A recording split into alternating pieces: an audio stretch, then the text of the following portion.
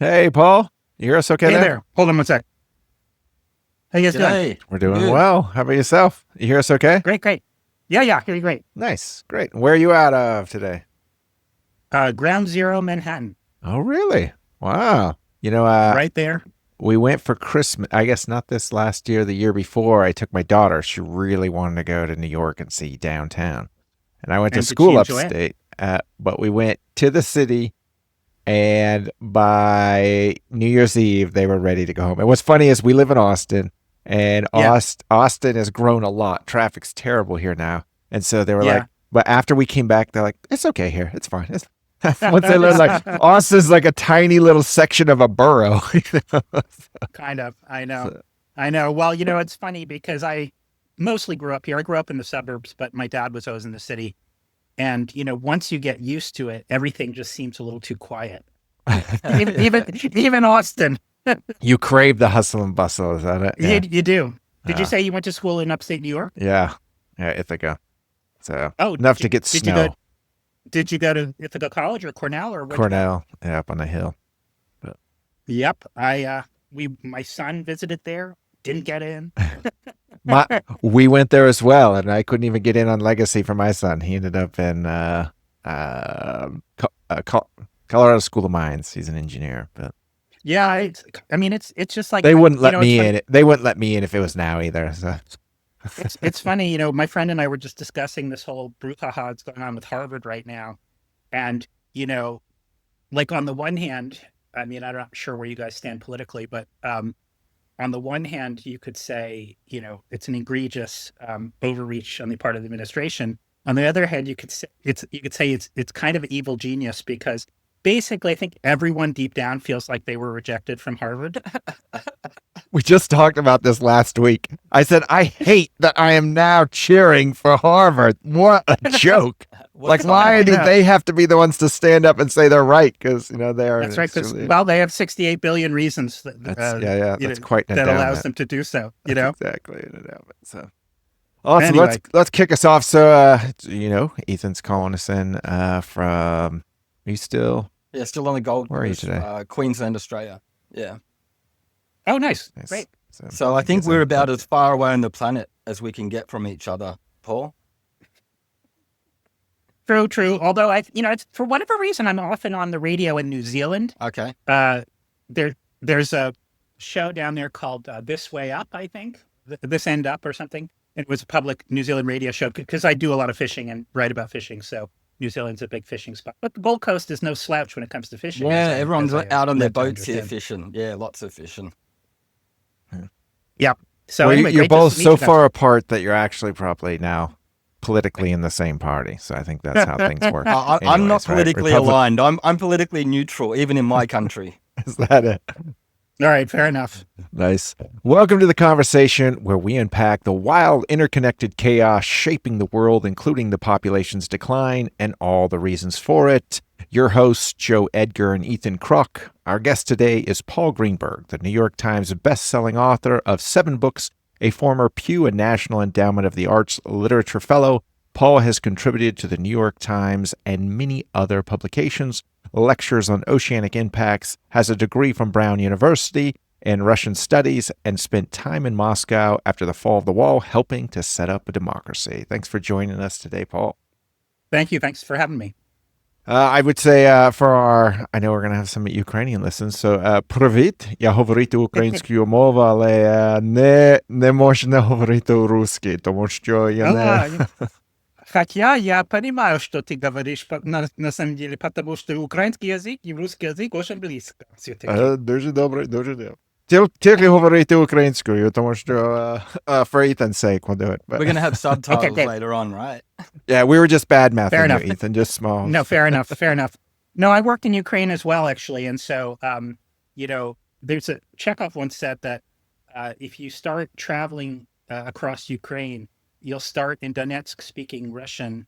And then by the time you get to Lviv, you're speaking Polish.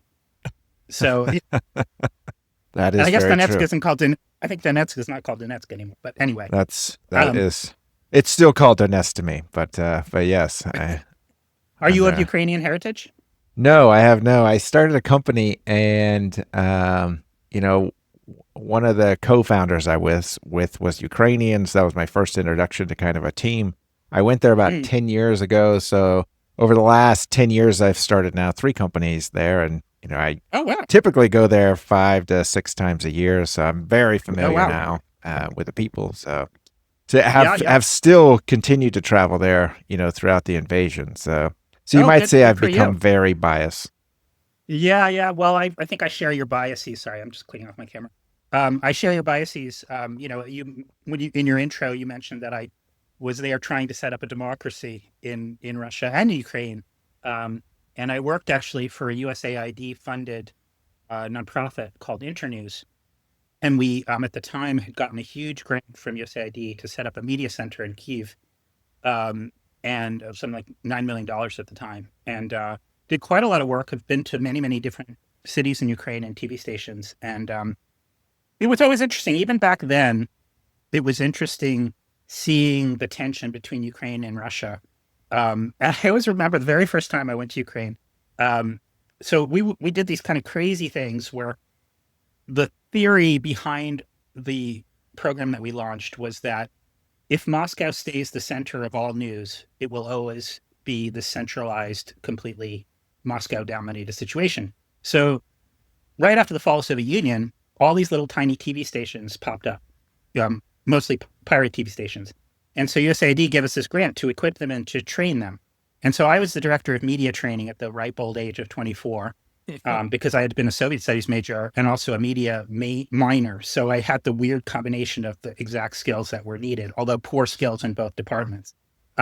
So I brought a crew of TV professionals from the United States, 3 shooting packages, 2 editing packages, put them on a plane or a train or whatever, and took them all over to cities. And we would set up these ad hoc newsrooms and train them how to do TV news. But the point that I was going to make about the 2 countries is that the very first seminar I ran was in Kyiv, and it was 1992, and there was a huge airplane fuel shortage, and there was no gas to fly from Kyiv back to Moscow. So we bribed an Interest bus, and those of you old enough to remember the Soviet system, there was this international tourism system called Interest. So we bribed an Interest bus, which was really only meant to be an intracity bus, and we drove the however hundreds of maybe thousands of miles to Kyiv in the middle of the night over shitty roads.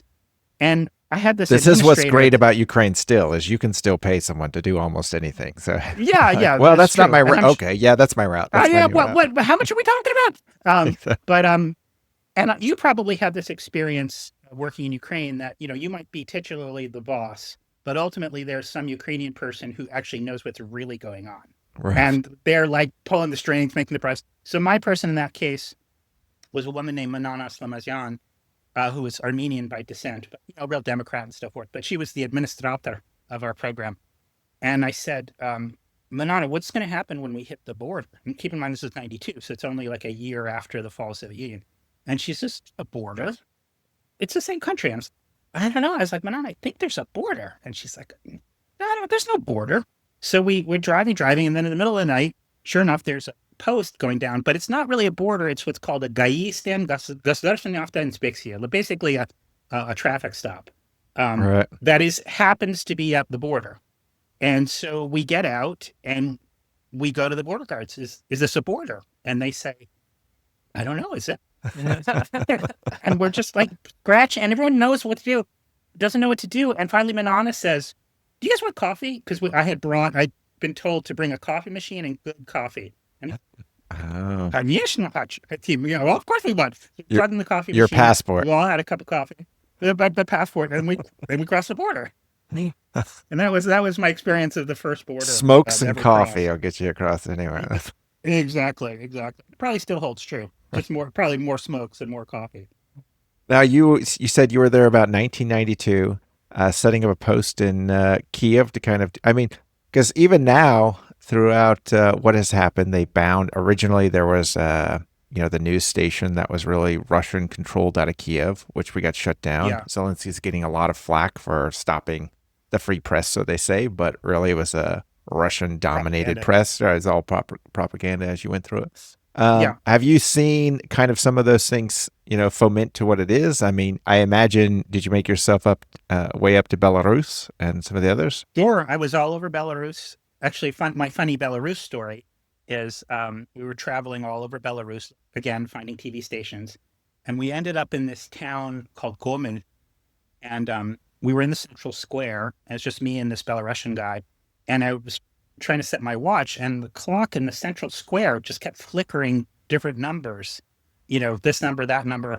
And then I thought, gosh darn, former Soviet Union, you can't even get the clock in the central square to work. And I was like, Valera, what's going on with this clock? I can't set my watch. She goes, that, my friend, is not a clock. That is a Geiger counter.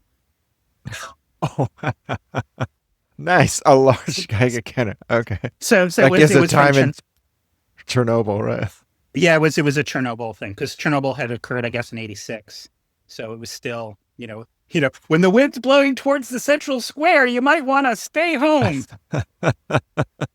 They still offer, I shouldn't say still, maybe it's a new thing, but if you're in downtown Kiev, like today, you can go down there in the old part of town, you go down the hill, and they offer Chernobyl tours.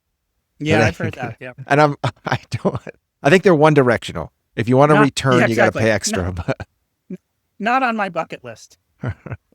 I watched This the HBO miniseries. That was enough for me. now let's jump back a little bit. You grew Yeah. up in Connecticut, right? I did. I grew up in Greenwich, Connecticut. I always say we rented, we didn't own, because those of you, I don't know how famous it is outside of the Northeast, but it's sort of the hedge funders' capital. My sister lives over there, sounds so I've rich. sort of learned, right? It Yeah. sounds very rich. Yeah.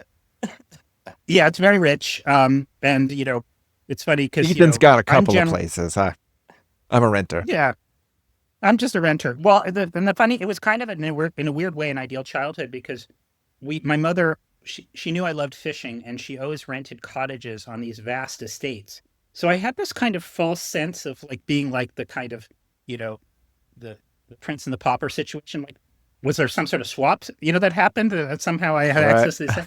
And I, I spent my childhood trespassing on very wealthy people's property, fishing their giant bass and trout and things like that. So occasionally I get invited back to Greenwich to do a Wait, reading. you literally gave an example of a solid white privilege. That's great. Yes. Yes, it was solidly white privilege. I mean, it's true. And I was busted. Any a couple other of times. person crosses that fence and it may not have worked out so well. That's Unless right. they had a that's rake right. in their Although hand it was or really something. Right. Yeah, although it was really funny. There was this one pond I used to trespass on, and there were these two old black guys who would always fish there, and they freaking killed it. Like, and it was weird because I always fished for largemouth bass, which, again, in Australia, they may have different names for these fish, or they may not even have these fish. But I would catch, but these guys, I remember going up to them, it's like, you guys catch anything? Oh, sure. And then they pull up a stringer, and it was entirely loaded with giant catfish, which, in America, you kind of Right. associate with the deep South. Yeah, I was gonna say in the American South we tradition. love catfish. Yeah, and I was like, how did these people, like, was it by virtue of the fact that they have some sort of intuition that they could find the catfish in what I always thought of as a bass pond? But anyway, so I, and I go back to Greenwich occasionally to give a talk. I just did a reading for the third term there.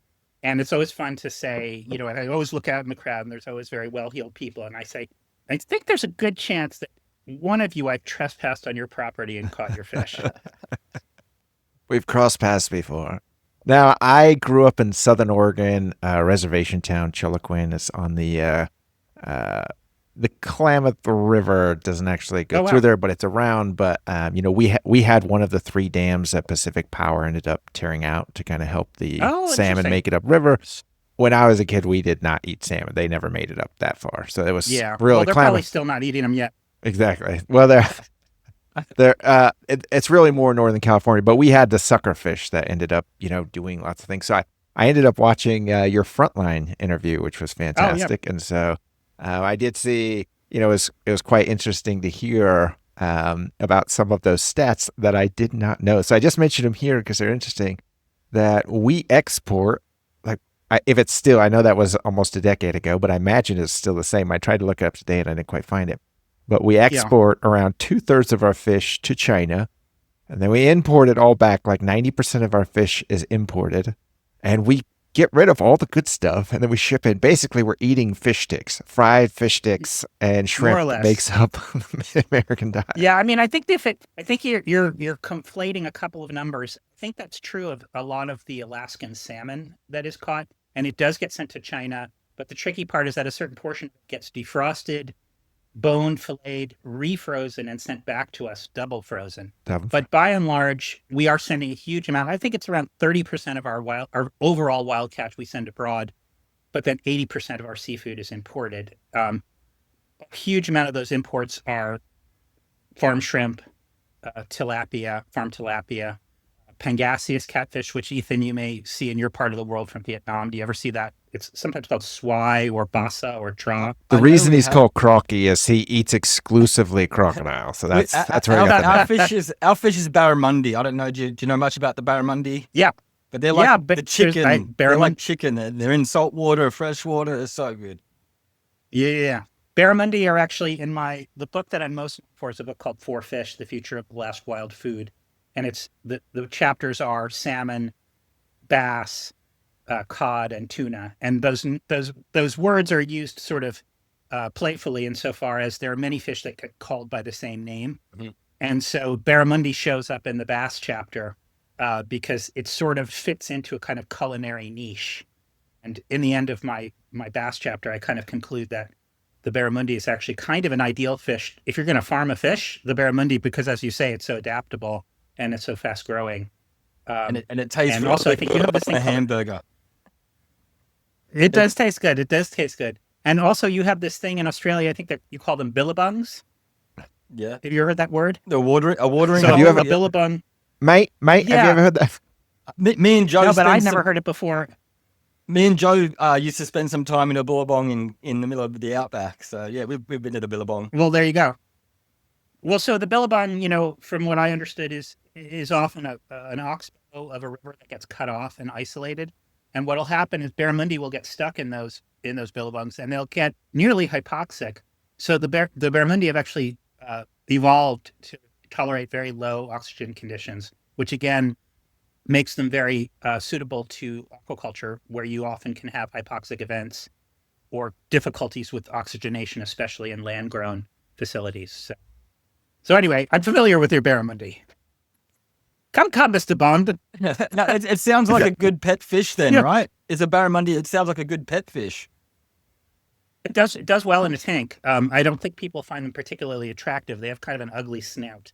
I don't know if you've ever seen a barramundi whole. Yeah. I've only seen it on a burger. I've seen the giant barramundi. Someone made a big, how you got the big yarn ball, the giant land. Yeah. We've got a giant barramundi in the middle of nowhere.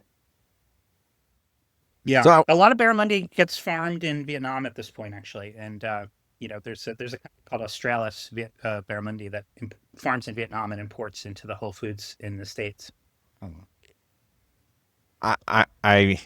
Same topic to jump in there, but on your fourth fish book, you talk about how World War II was the best thing to happen to the ocean. Yes, since man, basically, which I think is fantastic. I think we saw something similar during COVID. Right. COVID gave us a little pause for a short amount of time. I remember Vienna, and they showed all the waterways and how they're clear, and you could see fish in Vienna. And Absolutely. It gave you a little example. It makes it so. One of the aspects of this show is we really talk about populations decline. China has, being the world's largest fishing country and I think consumer of fish, China has shrunk by 650,000 people. Japan has shrunk by almost 500,000 people. Russia has shrunk. I mean, this is not including the war. So we don't really have solid numbers. So not including the war, it's about 420,000 people. So large populations are already on the population decline. What kind of impact do you think that's going to have kind of on fishing, and what will be some of the impacts, and can we see any of it already? I imagine not, but I thought I'd just throw that out there. As you've probably addressed this on your show at some point, even though the world may be declining in number, it's inclining in the appetite for high-class protein.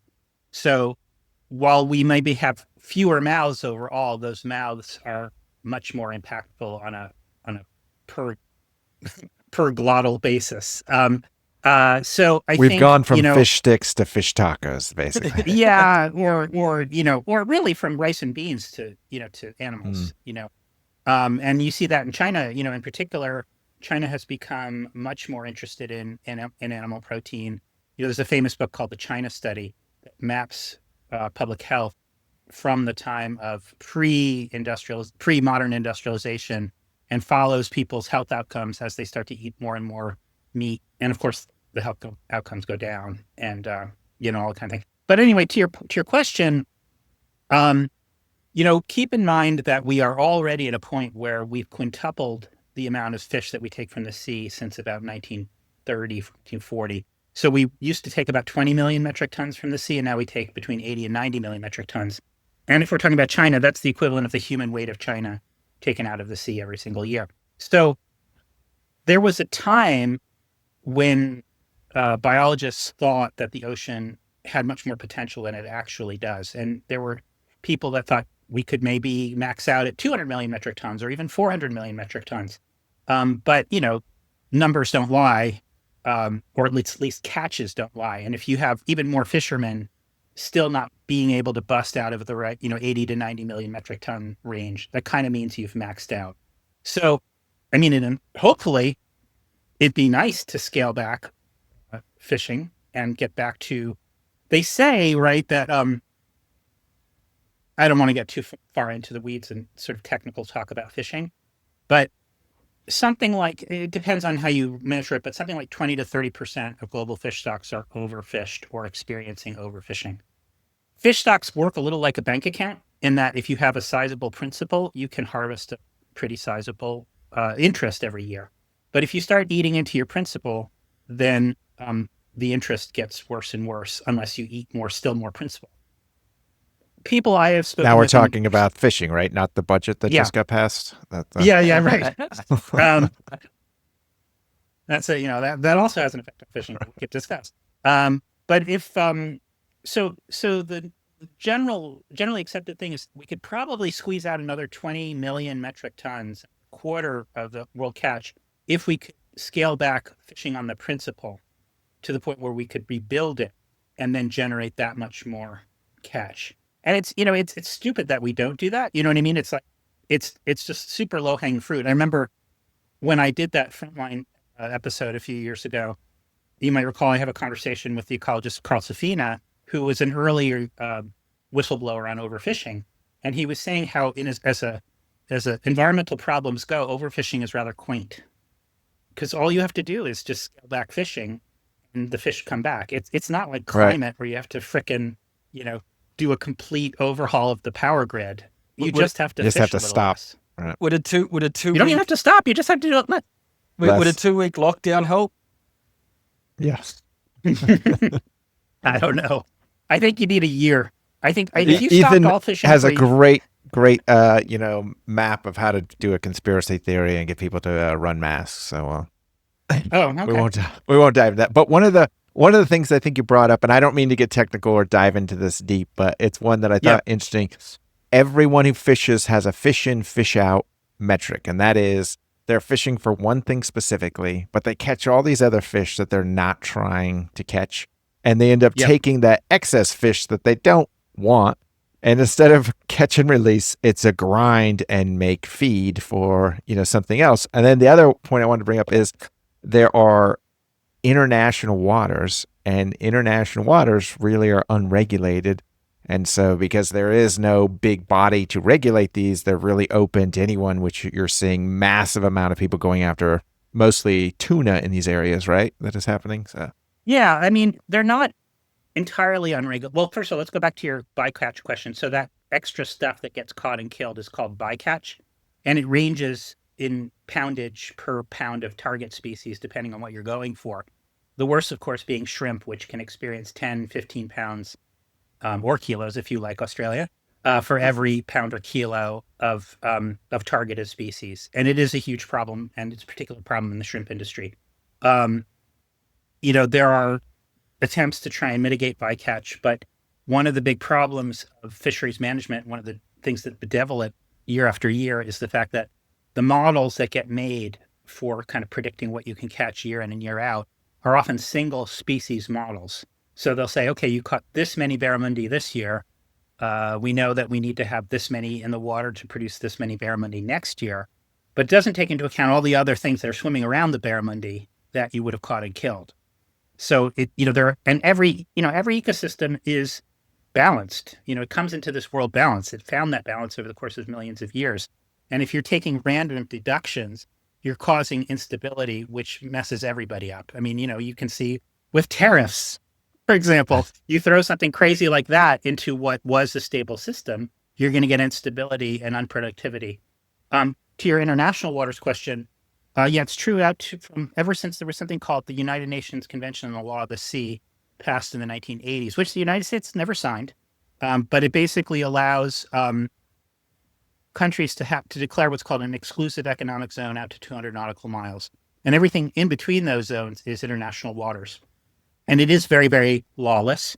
There are these things what are called regional fisheries management organizations, or RFMOs, that are supposed to look at stocks that straddle international waters, but it's imperfect at best. And there's an entire nonprofit actually that's devoted to reporting on this called the Outlaw Ocean Project. And Ian Urbina runs that, and he's been looking at all the kind of horrible crimes that happen on the high seas. Worth looking into, worth having Ian on your show at some point if you ever want to discuss that. I was just going to say, sea shepherd is a big thing down here. Like there's a lot of people that support, there's eco warriors, and they try and disrupt the fishing. Yeah. Yep. Yeah, we're familiar with Sea Shepherd here as well. I think through a TV show that sort of featured them. Mm-hmm. And of course, it was Paul Watson, I believe, right? I think he was one of the founders of Greenpeace who ultimately found Greenpeace too conservative. God bless him. I mean, how do you think, to steer us back to Russia? Russia has, been it's over 3 years now. They've are actively running this invasion. Yep. They consume a lot of fish, or they did. A lot of their fishing in the Black Sea has definitely stopped. Do you think the Black Sea kind of serves as a little test ground? Well, Russia, you're mixing up your fishy apples with your fishy oranges slightly. So if I might offer a corrective, please. The Soviet Union had a huge distant water fleet, and in the 70s, I don't know how old you guys are, but I'm 57, and I certainly remember American fisheries cratered in the 70s, largely because foreign fleets were literally, Sarah Palin said that she could see Russia from her window. Right. I could see Russia from my fishing boat. Ethan can see you right now. Yeah, I can see everybody. You can see everybody. But Russian trawlers were right offshore, hoovering up everything. I see. So they weren't limited to the Black Sea. They were all over. No, not at all. And and it was one of the sort of Ponzi schemes that was the Soviet Union, to sort of simulate abundance while pillaging other people's abundance. And actually, that Soviet fishing fleet was one of the reasons the United Nations Convention of the Law of the Sea was passed in the first place, because people were getting tired of having their local waters fished out by these distant water fleets. The Black Sea was a commercial fishery. That is an interesting story, because one of the things that really messed up the Black Sea was dead zones. I don't know if you're familiar with dead zones, but as a product of... I mean, that's like every time Ethan and I get together and he starts talking, but...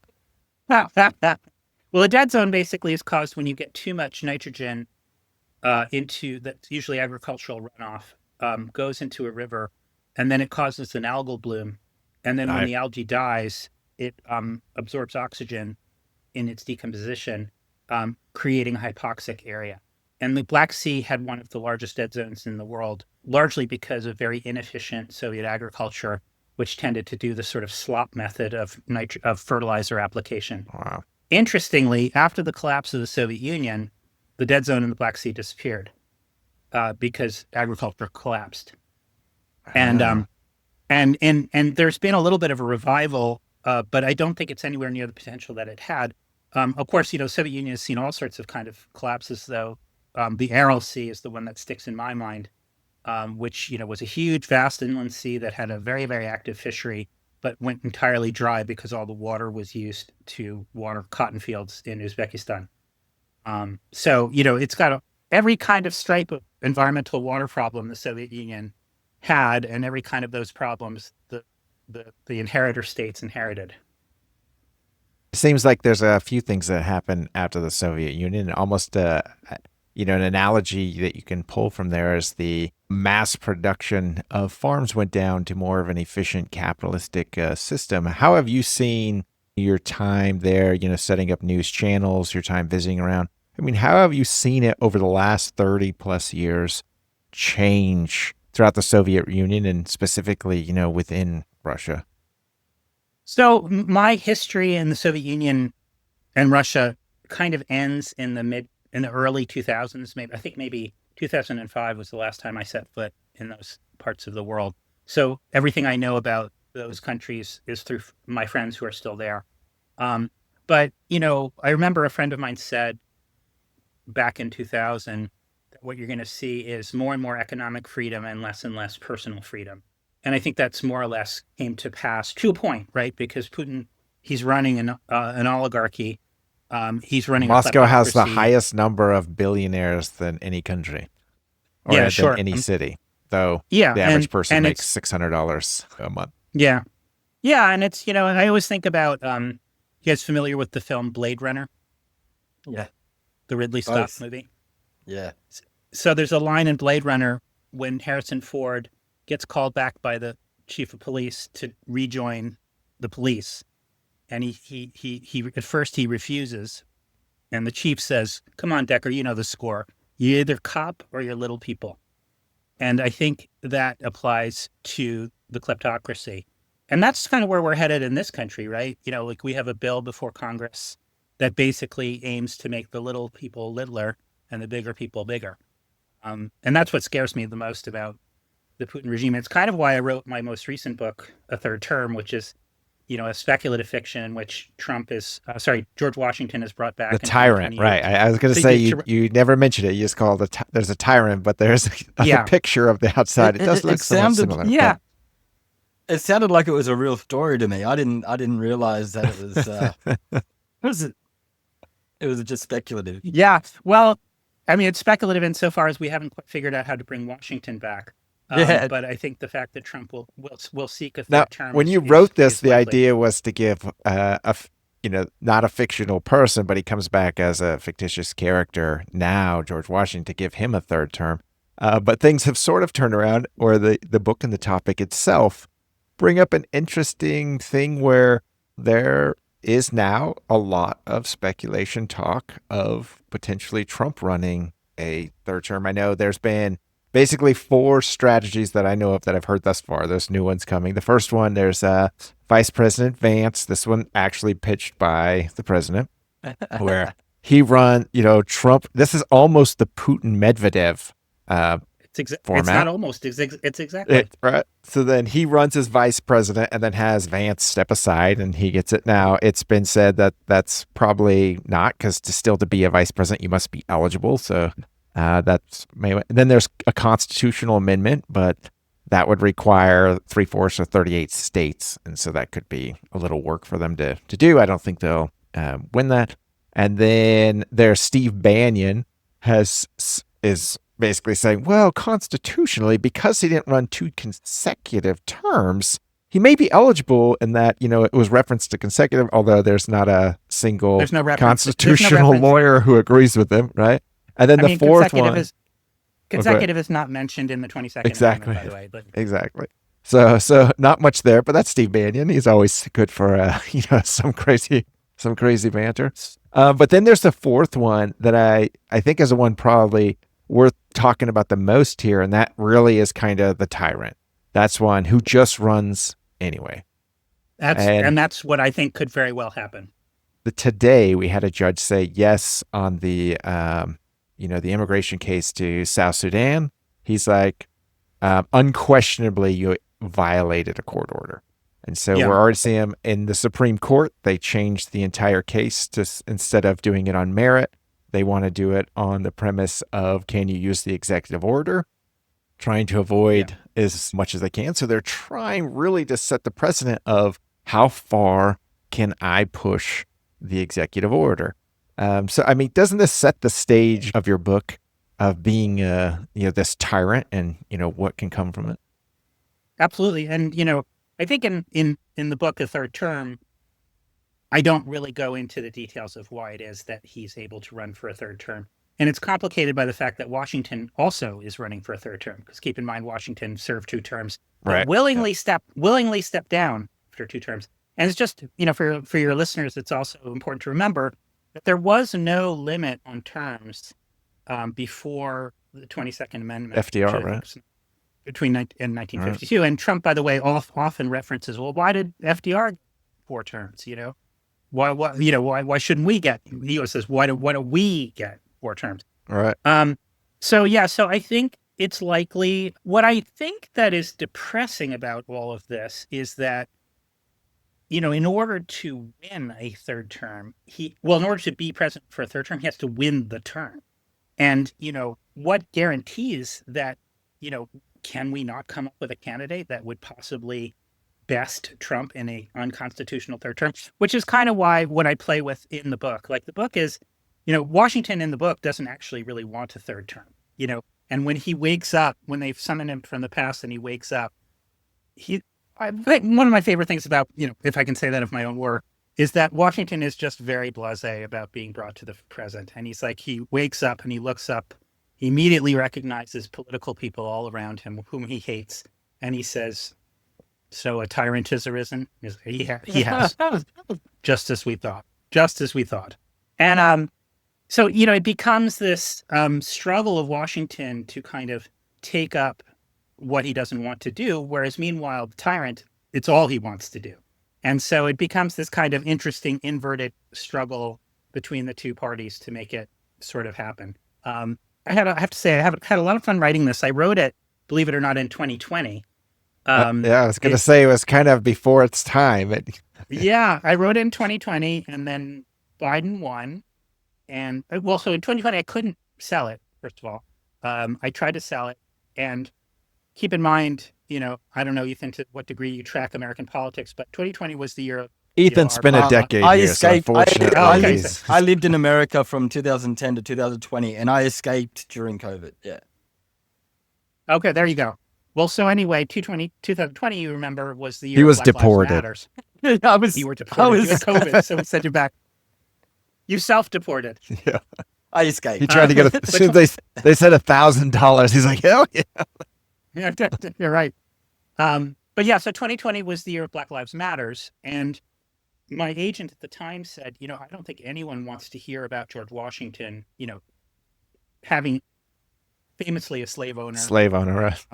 And not a great slave master himself, mercilessly pursued a couple of slaves across, into the free states during his time. So, not a great example, but to some degree, that was something that I kind of played with in the book because, so Washington, read, I don't want to, no spoilers, hopefully people will buy the book, website, blah, blah, blah, buy the book. But going in, so Washington is kind of being brought onto the political scene by this kind of David Axelrod, David Plouffe type operative who kind of knows the political game. But he's kind of out of the mainstream Democratic situation because he thinks it's totally a disaster. But he's going to try and kind of make an end run on the Democratic National Convention with Washington. But meanwhile, gathered at the Democratic National Convention, the delegates are locked, and they have 2 candidates. They have one candidate who's the scion of a Chicago real estate family, whiter than white, and basically an idiot, like a cretin. And then the other candidate is this other candidate named J. Henton Syed, who we already have a Hegseth, so he's got a... That's right. But the other character is named J. Henton Syed, who is indeterminately non-binary, can't determine their race. You can't determine anything about this. So all the conversations around J. Henton Syed are about their identity and not about their politics. And so the electorate comes in entirely split between a sort of kind of almost Republican-style white guy and then this completely non-binary other person. And into that walks Washington, who just basically wants to save the republic. And so, when I going back to the original question, the really original point, it's like, to me, Washington is meant to represent kind of glimpse of sanity, that like, we're not looking for identity in our leaders. We're not looking for, we're certainly not looking for huge wealth and graft in our leaders. We're just looking for a sort of selfless person who has an innate ability to lead, which we used to have in this country. There have been leaders like that. And it's kind of almost like a call into the darkness, into the void, bring me some leaders.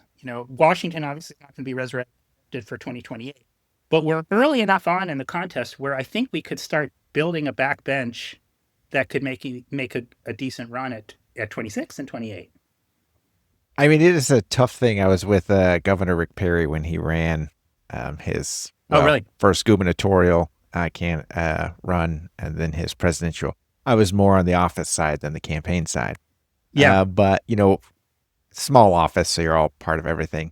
And so when you have so many candidates, and candidates can stand up, and you have, great leaders who do bring a lot of side, don't our politics just pull us to such extremes to weed out any reasonable candidates where you're like forced? I mean, I honestly think Trump is the reason we are going to see an AOC potential president. So we're going to go from one extreme, and it's going to be the reason we end up with a completely Bernie Sanders extreme, and it really pushes out, our primary process pushes out all of the middle candidates who are somewhat reasonable and brings us to, some really, two-party extremes that normal times, they usually come back to the middle and try to win the general electorate. But that doesn't seem to be a thing anymore. Now it's like, let's stay as polarized as we can and just see who we can swing. And, it's totally true. And it's funny, during this tour that I've been doing with this book, I've been on a number of different podcasts, and I never know who's going to be on the other end of the podcast. Like the other day I was on this podcast, and it was like 3, 2, 1, and then burst into flames. And then these icons, 5 bearded guys, and they're like, welcome to Liberty Libations. And it turned out it was like a total libertarian show. And I was like, okay, cool. And then I was in another show, which, a very MAGA-like dad, doing his thing. But it was interesting to see that both he and the libertarians were very upset with Trump. Like, I guess there's a core group that is going to be with him till the end of the earth. But people who are kind of wavering, who voted for Obama and then voted for Trump, they're not finding what they're looking for. And as you say, these kind of extreme polls keep cropping up. And if you're not particularly politically sophisticated, you don't quite understand that the boring middle tends to do a pretty good job of governing. Whereas when you're out there on the polls, and I have some Polish, I have some lefty ideas that I think I think there should be socialized medicine. I think things like that. But you can still be in favor of socialized medicine, but not want a carnival barker to be your president. You know what I mean? So it's like, we're stuck in this kind of, also, throw in this sort of just overall lack of attention, the fragmentation of attention, and the just overall shallowness of the electoral debate, and you have a kind of a showbiz party. I mean, I think it was Noam Chomsky. It was Noam Chomsky. Somebody else said that politics is the entertainment division of the military-industrial complex. I was just telling Joe that what the Democrats should have done is they should have just put Oprah in. If they put Oprah in, she would have beat Trump. She would appeal to the same demographic. To tell you the truth, what I've long said. Or what I long said is that the best candidate that we had in the last 10 years to go against Trump was Al Franken. And Ethan, I don't know if you're familiar with him, but he was a Saturday Night Live comedian. Yeah. Yes and no, but he was great. And he was Minnesota. Sharp, yeah. From Minnesota. And he unfortunately took a bullet for, the Me Too movement, which was a minor thing, which now wouldn't even have been an issue. And I do think, he was pushing a lot and just got hit. Did one Nancy Pelosi was like, no, and I mean, there's a pretty good New Yorker piece about that character assassination. And I think the right knew how dangerous Franken was to a Trump presidency because I love this it. is a guy. I mean, Ethan's all over this like, conspiracy. He's like, exactly. This is You know, it's not started conspiracy, COVID. Joe. It's why people do what they do. All right, sorry. Carry it. No, but Al Franken wrote a book called Rush Limbaugh is a Big Fat Jerk. You know what I mean? And then very intelligently proceeded to just disembowel him. And he was on the far right. He was enemy number one. But man, that guy was fast in his feet. He was telegenic. He's this kind of person. I mean, it's kind of a miracle that Joe Biden won the first time around. And I think he won mostly through Trump's self-annihilation, not because Biden was necessarily that much. Like Biden, I think, had it locked in on a state level, and he had his surrogates, working in a very clever electoral game. But as a sort of, media candidate, Biden was a disaster. And people, you've probably read all these stories about, that Jake Tapper's book is generating.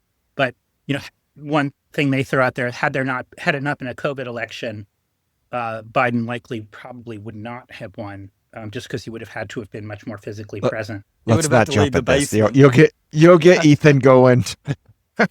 Going too far. I'm not. Sorry, American politics is funny from my perspective. Yeah, but that's this exact circus that is why I invited Washington into this circus, because I think it's sort of he's kind of like Abbott to the tyrant's Costello. Like he's just. He's stiff. He's not forthcoming, but he's also a man of extremely high character, and he's just will not debase himself. Now, I did notice you had you compared him to having the other character as kind of his campaign advisor. You compared him to Axelrod instead of Rove. But yeah, I will say it seemed like, or one thing Ethan brought this up just before the call, and that was. You bring a candidate in, it's George Washington. It's our founding father. It's someone who you're like, hey, he helped, craft the Constitution. He can set us right. And then after you put him in, you compare him to everything now, and you're like, you're just as dirty as, every other candidate. But it does bring to your point is that, we don't necessarily need a squeaky clean. We really just need a leader who's willing to lead. And that's a hard thing. I think one of the things we have right now, we talked about last week, is we really don't have a Republican Party. We have a populist party. And a populist party is not a great thing to have when you do need leadership where, they're going to, if you give everybody what they want, I mean, it's like asking a child, what they want for breakfast, lunch, and dinner. You're going to end up with ice cream every single time. And that's not what they should be given. And so no, not at all. We're standing on a place where they're like, oh, look at how effective Doge is. But then on the other hand, we just passed a budget that is $2 trillion deficit, a year. We just lost our rating. And now we see a president who's in office who is using the office and executive order. He's even used executive order on law firms. And he's going after anyone who questioned the 2020 election and anyone who went against it. And so we're seeing a lot of crazy disruption where really, it is. We just need a reasonable candidate. What do you think strategies are really from this point on going forward? I mean, there's a few things that need to happen, in a sort of an emergency situation. One is that we have to be really, really careful about the dismantling of the electoral system, because if that goes to pot and if the breach is made between the federal government and the states, which are constitutionally designated to administer elections, if that firewall comes down, then regardless of candidate, we can never have the freedom to choose again. So that's kind of like just to be clear, you mean if somehow the electoral college is able to be manipulated, because I mean. Really, not on the electoral college level, or that could be one thing, but it's also just in terms of vote tabulating and vote gathering. I think in my book, in a third term, I invent this imaginary body called something like, I can't remember what I called it, but it's the Electoral Review Compact, and states enter into a compact that that you and Ethan should not be in the same room on the Sanskrit, but that mandate that their state, and the states vote on a state-by-state basis to agree to, so kind of like what Trump is doing with Harvard, that they have to agree to submit their returns before they're made public. So something like that. There's any number of dastardly things that could happen between now and then. So there's that. Beyond that, I think, so I'm not a politician, and I've worked around politicians, and when I worked for that USAID contractor, I worked the Hill quite a bit. I would go occasionally to Washington and go to different senators' offices and talk to their aides and stuff like that. So I know what the atmosphere is like, but I've never campaigned for anything. I think the way I've been addressing it as best as I can is just simply an author. Or at least you've never campaigned for anything that didn't smell fishy. So. Yeah, well, no, I mean, even fishy things I didn't campaign for. I mean, actually, this is the only political campaign I ever did, which was I fought to stop a giant copper mine being put on top of the largest salmon run in North America, and I was effective. We stopped that. Actually, we stopped that because, well, congratulations. I was one of many people trying to stop that. But one of the key things that led to its being stopped is that I noticed one day Donald Trump Jr. posted a picture of himself and Donald Trump Jr. with a salmon that they'd caught in Bristol Bay or in a tributary of Bristol Bay. And he's talking about how amazing these salmon are and da-da-da-da. And this was on Instagram. So I took a screenshot of that, and then I wrote an op-ed around it and put it in the New York Times. And so his father, meanwhile, had, hired Scott Pruitt, who had green-lighted, basically, allowed Bristol, the Pebble Mine, to be green-lighted. So anyway, that's the extent of my political activity. But, to me, the larger, questions as a writer, and I think the ones that are suitable for a writer to pose is, what is it in this country that is keeping us from generating sound leadership? And what I've been doing, especially as I've been, I've presented this book at a number of college campuses, a single word of advice is lead. I don't care if you're going to be head of your ping pong association or if you're going to run the school newspaper or whatever, develop and cultivate the ability to lead. Whether that's going to result in positive result in 2028, I don't know. But we got to start building the backbench. What I've noticed, I teach at NYU and I have a lot of younger students. And, I certainly also, I don't know if you know this, but I wrote this book, By Phone, Hello World. No. Yes, I saw that, yeah. But anyway, I think that, the greatest scourge upon the land is the iPhone. And the way that younger people lose themselves in it and feel that the world that they've created digitally is the world, which it is not. And I think it's a great impediment to leadership and to understanding how to look people in the eye, how to shake somebody's hand. I mean, these are the tools of leadership that, you're not shaking your hand anymore. You're just holding a phone. So anyway, to dig into that and what you're really getting at, are you talking about, because this came out of our last really 2 presidential runs, are sound bites. And, right. Even Hillary Clinton gave it a try and they're really bad. Is to try to just say something that ends up being a sound bite that can be on TikTok for 5 seconds. And then you also have that same group who are watching a phone, have a lot of anxiety, so they don't go outside, they don't meet people. We're doing a lot of stuff. Yeah. Is that really what you're diving into?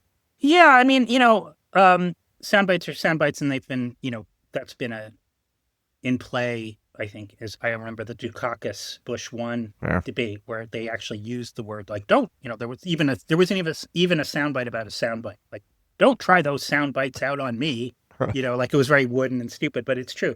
But I'm really speaking more to the building of character among people. And, it's very hard to fight the phone. As I say in By Phone, Hello World, we often blame ourselves, like as parents, for not policing the children. And we think it's our fault. But, when you stare into a phone, you're staring back at 10,000 programmers who are watching your every move and click and observing you and changing you, actually, and changing the way that you behave. So as we all stare into this computer, as we stare, actually see people staring back at us. At least we're talking, it's like, we're having each other, not talking to AI. We're talking to each other. Exactly. And little do you know, we are. Yeah, right. Ethan's not actually here. He's so lazy. The he built an circuit AI. board behind my face. I feel like America has the same problem that we have here. We leaders don't make it into politics. So a leader might be in a grassroots movement, right? A leader might join a party, but as soon as they become part of the party, their integrity gets thrown out the window when they have to toe the party line. And so whenever you see finally get to the head of one of these established parties, there is no integrity. You can see everyone's flip-flop and everyone's trying to please everybody. And unfortunately, leadership isn't a characteristic that politicians could take to the very top. Yeah. I mean, and yet every once in a while, a true leader emerges who ingests all of that and manages to kind of put a front on it, but at the same time maintains a core of integrity. Yeah, well, I mean, honestly, Trump, I don't like him. I mean, a lot of people hate him. Some people think that they love him, but I think the reason why he was elected was because he does have leadership qualities, because he hasn't come up through the political system. In my country, we were waiting for someone to stand up and tell us what they think, but unfortunately, they don't. They're too worried about having a conversation with their PR team, putting it into AI, making sure that they're going to hit and tick all the right boxes, and their message is diluted, and they lose their leadership. Yeah. Yeah, I mean, somebody once said to me about Kamala Harris is that she was like the candidate of McKinsey, which is a big consulting company, and the whole thing felt very consulted. And like when they came up with that slogan of joy, right? Like what it's like they probably asked 1 million people, what do you think of the word joy? And probably 51% of the people thought, oh, joy is okay. Yeah. But then when they put it on the infographic, well, joy really stands out as a good word. Let's make it about joy, And that's really kind of authenticity. Like we feel the one thing that Trump has going for him is that he has diarrhea of the mouth. I mean, I imagine, I haven't met him in person, but I imagine what you meet him in person and what we see is probably the same exact thing.